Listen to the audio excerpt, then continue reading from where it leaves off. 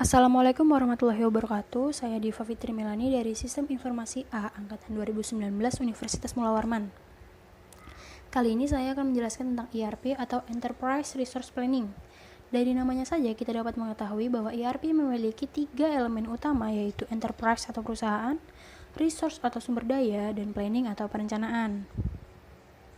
Menurut Kumar dan Van Hilsgerberg, sistem ERP merupakan paket sistem informasi yang dapat dikonfigurasi yang mengintegrasikan informasi dan proses yang berbasis informasi di dalam dan melintas area fungsional dalam sebuah organisasi.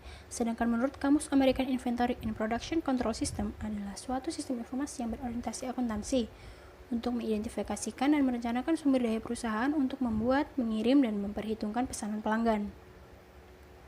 Konsep ERP sendiri lebih sering digunakan dalam konteks software, di mana software ini terus dikembangkan dan populer digunakan oleh perusahaan dalam menerapkan ERP. Tujuan utamanya yaitu memfasilitasi arus informasi dalam perusahaan sehingga bisa diambil keputusan sesuai dengan data yang ada. Pada dasarnya, sistem ini dapat berjalan dengan baik jika ada dukungan dari aplikasi dan infrastruktur komputer yang baik sehingga pengolahan data dapat dilakukan dengan mudah dan terintegrasi. Evolusi ERP. Kemunculan software ini tentu tidak dapat dilepaskan dari perkembangan teknologi yang semakin maju. Pada dasarnya, cikal bakal sistem ERP muncul pertama kali di tahun 1960-an, di mana saat itu ada suatu sistem informasi yang disebut MRP atau Material Requirement Planning. Jadi MRP ini menjadi tahap awal dari terbentuknya software ERP dengan menawarkan konsep perencanaan kebutuhan material. Lalu di tahun 1970-an, MRP berkembang menjadi closed loop MRP yang kemudian berubah menjadi MRP2 atau Manufacturer Resource Planning 2 di tahun 1980-an sebagai penyempurnaan closed loop MRP. Disinilah sistem ERP tercipta dan digunakan dalam beberapa proses bisnis sejak tahun 1990-an, kemudian berkembang menjadi Extended ERP pada tahun 2000-an.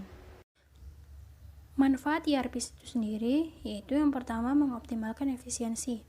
Sistem ERP berfungsi menyederhanakan berbagai aktivitas operasional yang memakan banyak waktu dan tenaga seperti pengecekan inventaris, pembagian tugas karyawan, pemantauan jam kerja, penggajian, pembuatan laporan keuangan.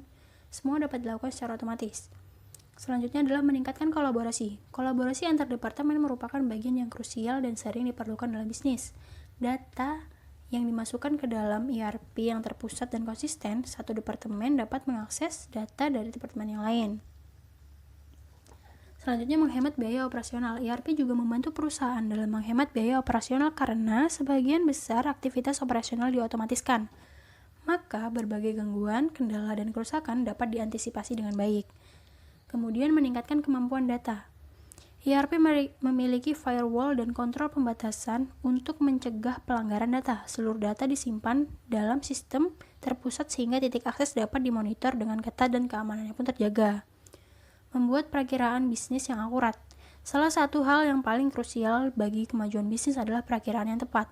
Pemangku kepentingan dalam perusahaan bergantung pada laporan untuk membuat perakiraan yang pada akhirnya akan memengaruhi keputusan yang mereka ambil.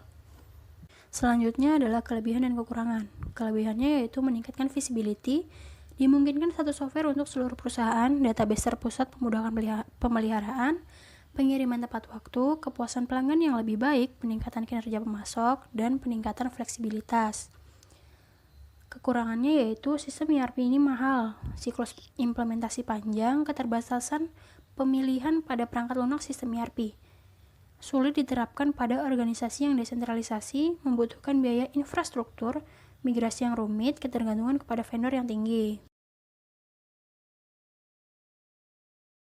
Kemudian kita akan mengenal modul yang biasanya terdapat dalam ERP secara umum. Yang pertama itu adalah accounting. Modul akuntansi berfungsi mengelola arus kas yang keluar dan masuk dalam suatu perusahaan dan juga menangani berbagai transaksi akuntansi seperti pengeluaran, neraca, buku besar, rekonsiliasi bank, penganggaran, manajemen pajak, dan lain-lain.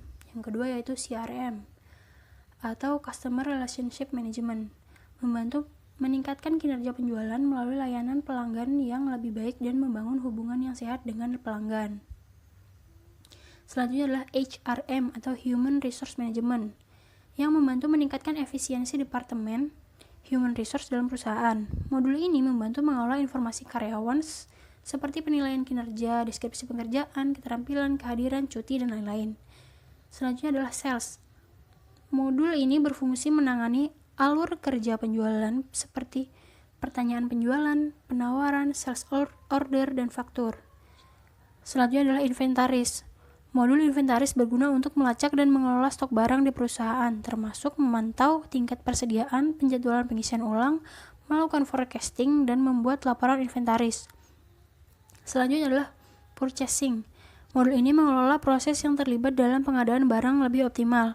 Selanjutnya adalah manufaktur. Modul ini berfungsi meningkatkan efisiensi dalam proses manufaktur dalam suatu bisnis seperti perencanaan produk, material routing, pemantauan produksi harian, dan pembuatan bill of materials.